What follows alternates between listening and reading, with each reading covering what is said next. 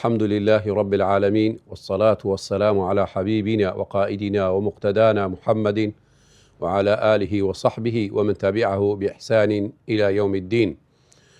اللهم يا رب تقبل منا صلاتنا وصيامنا وقيامنا وسائر طاعاتنا يا رب العالمين. بەڕێزان دووبارە دەینەوە خزمەت ئێوەی بەڕێز لە بابەتی بەخشەکانی نورانی ڕەمەزان. ئێستا ئەمڕۆکە بە حەلەقەی ئەمڕۆکەمان ئینشاء الله لەسەر بابەتی بەخششی دووەم کە ئەو بەخششە بەڕاستی بەخششێکی زۆر گەورەیە، بەخششێکی زۆر پیرۆزە، گەورەترین بەخششە لە ئیسلامدا کە بەخشراوە بۆ ئومەتی ئیسلام. بەڕێزان ئەویش بەخششی قورئانی پیرۆزە. ئێمە ئومەتی قورئانین، المعجزە الخالدە، ئەو قورئانەی کەوا لەو ڕۆژیدا بەزیوە بۆ بەسەر پێغەمبەرمان صلی الله عليه وسلم تا دوا ڕۆژ و ئاخری زەمان ئەو قورئانە کاریگەر و تەئسیری خۆ و هیدایەتی خۆی بەردەوام دەبیت. جا ئەمڕۆکە و لەوانە لە چەند حەلەقەیەک ئینشاء الله تعالى باسی ئەو بەخشە گەورەی دەکەین کە ئەوش قورئانە. ئەگەر مە سەرنجێک بدەینە بەڕێزان، هەر ئەو ئاەتەکانی باسی ڕەمەزان دەکات، فەرەزیەتی ڕەمەزان هەلەوێش ئاماژەی بە قورئان کراوە. ئێمە کە لەو ئاەتەی باسمان کرد، باسی کەوا خوای گەوردە فەرمێ بسم الله الرحمن الرحیم يا أيها الذين آمنوا كتب عليكم الصيام كما كتب على الذين من قبلكم لعلكم تتقون. کەواتە ڕەمەزان کە باسمان کردە چەند حەلەقەیەک بۆ ئەو مەبەستەیە، بۆ ئەو هەدەفە و غایە، بۆ ئەوەی تەقوا بەدەستبێنین، لە خوای زیاتر بترسین، لە خوامە نێزیکاتەوە. باشە بەڕێزان، و هەر لە دوای ئەو ئاەتێکی بەسەر وەدەچیت، دوای ئاەتێک ئەو ئاەتە دێت خوای گەورە کە دەفەرمێت شهر رمضان الذي أنزل فيه القرآن، شهر رمضان الذي أنزل فيه القرآن. کەواتە لێرە بۆمان دەردەکەوی بەڕێزان پەیوەندیەکی بەهێز، پەیوەندیەکی گەورە هەیە لە نێوان ڕەمەزان و قورئان. بۆیەش خوای گەورە ڕەبتی قورئان و ڕەمەزانی پێکوە کردیە، پەیوەستی کردیە پێکوە، تایبەتمەندیەکی گەورەی تێدایە. بۆیەش هەر ناوی ئەو حەلەقەی ناوی ئەوە لێ دەنێن لە بەخششی دووەم کە کۆمەڵێک حەلەقەیە، بەڵام ئەو حەلەقە بە تایبەت ئەوەیە پەیوەندی ڕەمەزان و قورئان چییە، چ سڕێکی تێدایە، چ نهێنیەکی تێدایە، چێ دەرس و پەندی تێدایە لە نێوان ئەو پەیوەندیەی قورئان و ڕەمەزان.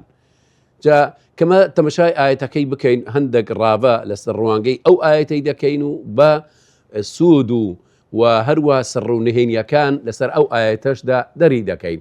با سەرەتا ئاەتەکەی بە کاملی بخوێنینەوە بۆ ئێوەی بەڕێز، بۆ ئەوەی کوڵەڵێن بابەتەکانی ڕەبت بکەین بەو ئاەتەی کە خوای گەورە دەفەرمێت بعد أعوذ بالله من الشيطان الرجيم شهر رمضان الذي أنزل فيه القرآن هدى للناس وبينات من الهدى والفرقان فمن شهد منكم الشهر فليصمه ومن كان مريضا أو على سفر فعدة من أيام أخر يريد الله منكم اليسر ولا يريد منكم العسر ولتكملوا العدة ولتكبروا الله على ما هداكم لعلكم تشكرون. بەڕێزان ئەو ئاەتەیە و تازە خوێنمانەوە کە چۆن باسی پەیوەندی ڕەمەزان و قورئان دەکات، کە یەکەم پەیوەندی بەڕێزان ڕەمەزان وەکو ئەو ئاەتەی خوێنمەوە هەدەف و مەبەستی بۆ تەقوایە.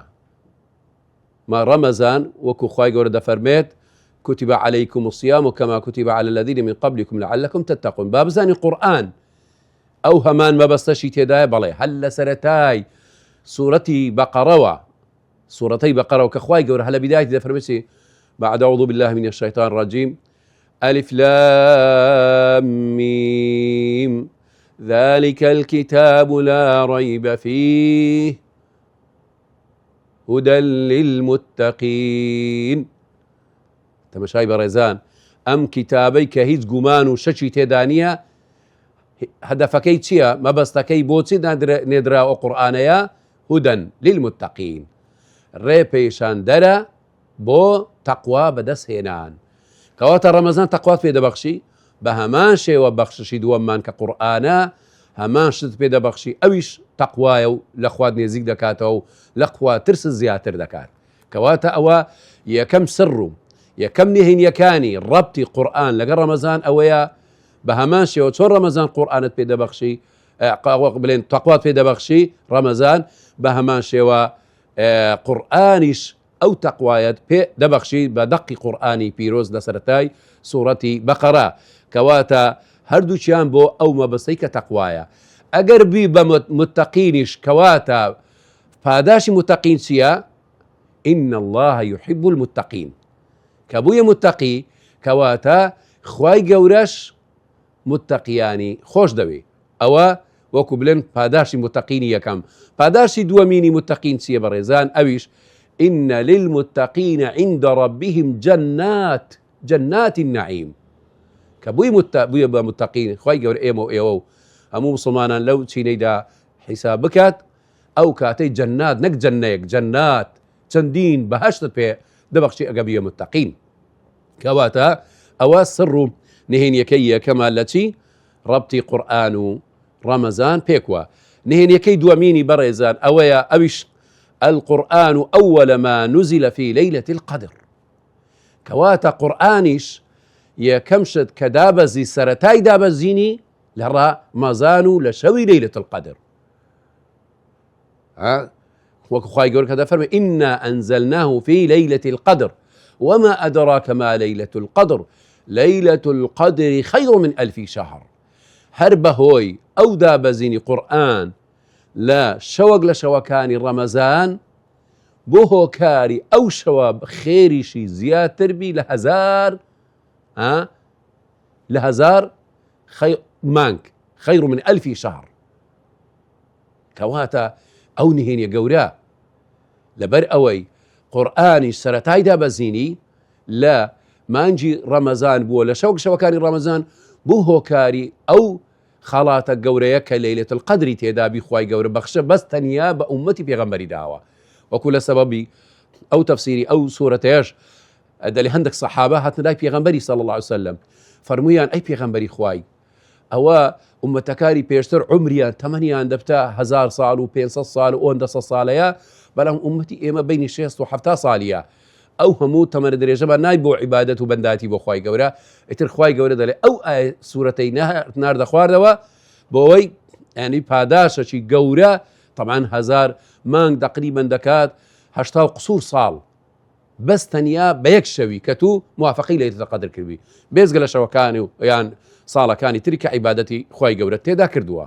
کەواتە ئەوەش نهێنیەکی تر و سڕێکی تر لە سڕەکانی پەیوەندی نێوان ڕەمەزان و قورئان کە ئەویش ئەوە بوو لە شەوەکانی ڕەمەزاندا قورئان دابەزیوە هاتووتە خوارێ. لە سڕی سێەم و پەیوەندی سێەم لە پەیوەندیەکانی قورئان لەگەل ڕەمەزان ئەویش ئەوەیە فيه تعظیم زەمانی ڕەمەضان کە وەکو باسمان کرد کە قورئان لە ڕەمەزان هاتووتە خوارێ بەڕێزان کەواتە ئەوەش بۆمان وا دەسەڵمێنی کەوا ڕەمەزانیش مانگەکی زۆر گەورەیە دەبی تعظیم بکەین ئەو مانگەیە کە ڕوکنێکی ئیسلامە. ئێمە دەزانین کە شەهادە نوێش و ڕۆژوو ئەوانە ڕوکنێکی گەورەی ئیسلامن بۆیەش کەواتە ڕەمەزان دەبی تعظیم ڕابگیرێت بە گەورە ڕەمەزان ڕابگیرێت لە بۆری قورئانی تێدا دابەزیوە. فتخصيص رمضان بإنزال القرآن دليل على شرفه وعلو منزلته.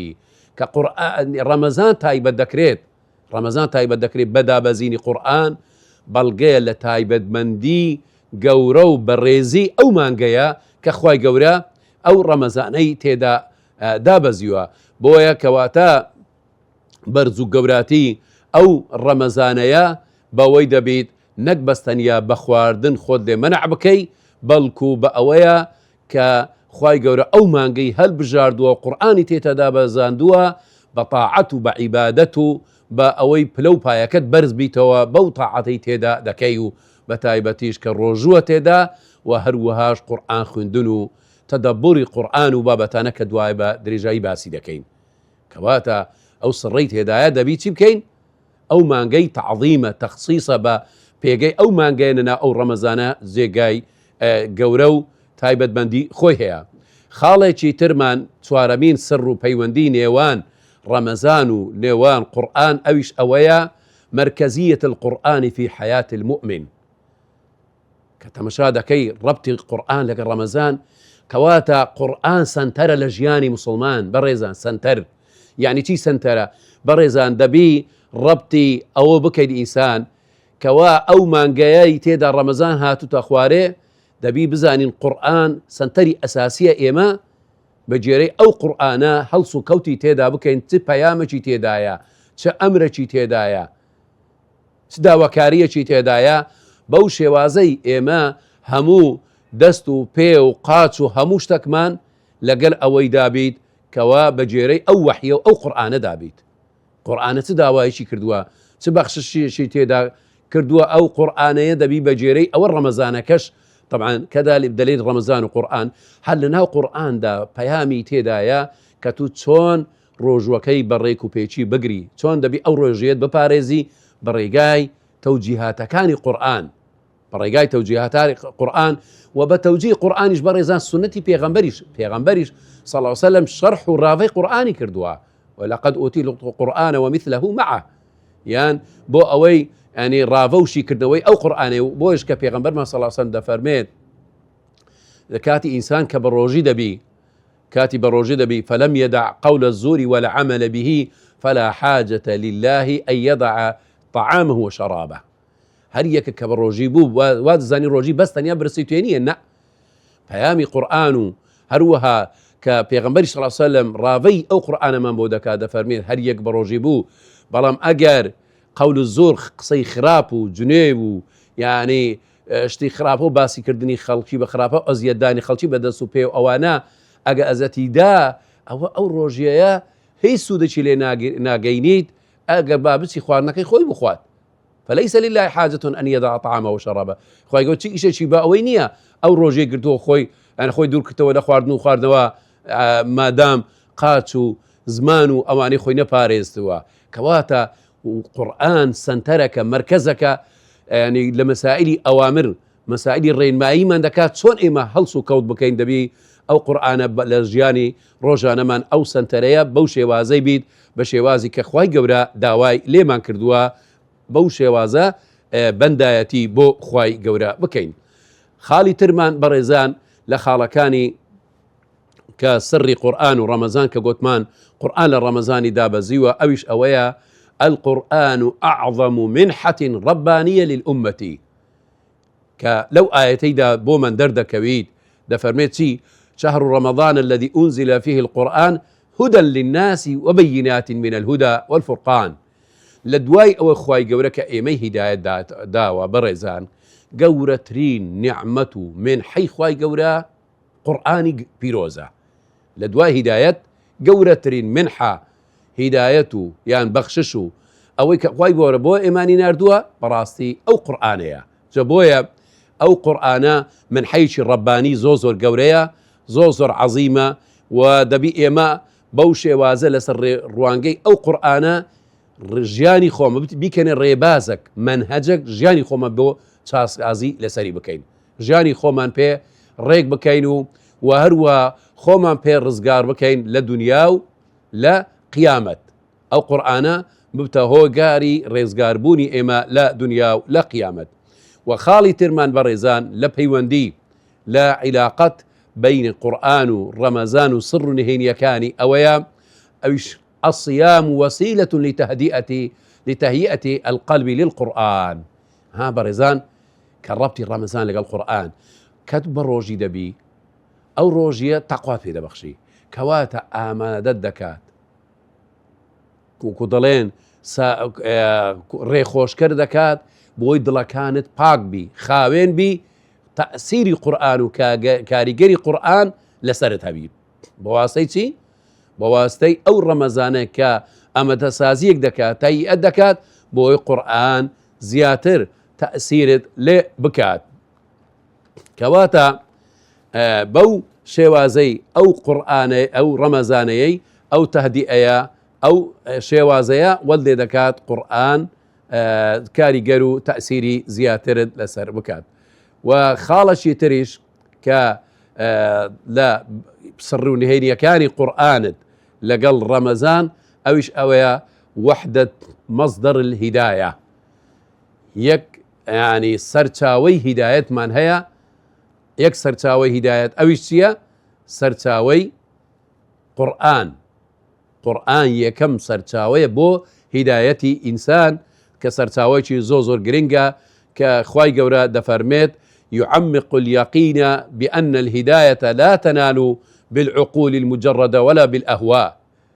كواتا ما بس بعقل يعني بهواء أرزو ناتوانين رين مايو هداية رجاي حقل بجيرين. قرآن سرچاوي هدايته تنيا قرآن هداية رين ماين دكا بوئوي چۆن بەنداتی بۆ خوای گەورە بکەین، چۆن خوای گەورە بناسین، تەمەشا دەکەی باسی الله سبحانه وتعالى تێدایە، ئەسماء و صفاتی خوای گەورە تێدایە، العزیز، المتكبر، الجبار، المهيمن، باسی تەوحیدی خوای گەورە دەکات، تەوحیدی ڕوبوبیە، تەوحیدی ئولوهیە، هەموو لە چیان دەرێوە زانیمانە لە قورئاندا، نەک بە عەقڵ و بە هەوا و ئارەزوو. کەواتە یەکەم سەرچاوەی هیدایەت و مەصدەر و تەشریعمان قورئانی پیرۆزە. بۆیە دەبی ئەو پەیوەندیانەی کەوا قورئان لەگەڵ ڕەمەزان چەندین پەیوەندی بەهێز و بە قووەتی تێدایە، وەکو ئەوەی ئێستا ئاماژەمان پێکرد. ئینشاءڵڵا لە حەلەقەی داهاتوو باسی باقی پەیوەندیەکانی تری دەکەین لە نێوان قورئان و ڕەمەزان، بە هیوای ئەوەی ئینشاءڵڵا ئێوە سوودی لێوەربگرن. وصلى الله وسلم وبارك على نبينا محمد وعلى آله وصحبه أجمعين.